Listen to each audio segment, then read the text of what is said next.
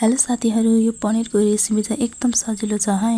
सबैभन्दा पहिला यसलाई मजाले तेलमा तारिसकेर पानीमा राख्ने। यस्तो गर्दा चाहिँ एकदम सफ्ट हुँदो रहेछ क्या पनिर।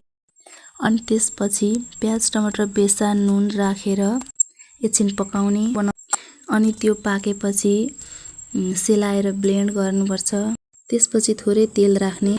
अनि तेजपत्ता बेसार नुन जिरा मसला अदुवा लसुनको पेस्ट सबै राखेर एकछिन मजाले चलाउने। अनि अघि हामीले जुन ब्लेन्ड गरेर राखेको पेस्ट थियो नि, त्यो पेस्ट पनि लगाइदिनुपर्छ तिनीहरु। अनि त्यो पनि मजाले चलाउने एकछिन, त्यो पनि पकाउने एकछिन। अनि अब पनिर पकाएपछि पनिर मसला त हाल्नै पर्यो नि हैन साथीहरु। मैले चाहिँ एभरेस्टको शाही पनिर युज गरेको छु। यसले चाहिँ एकदम मिठो टेस्ट आउँछ। अनि म चाहिँ यो मटर राख्दाखेरि अगाडि नै बोइल गरेर राख्छु क्या एकछिन। बोइल नगरेको चाहिँ पछि तेलमा फ्राई गर्नुपर्छ। तेलमा फ्राई गरेपछि अलिक राम्रो लाग्दैन मलाई चाहिँ।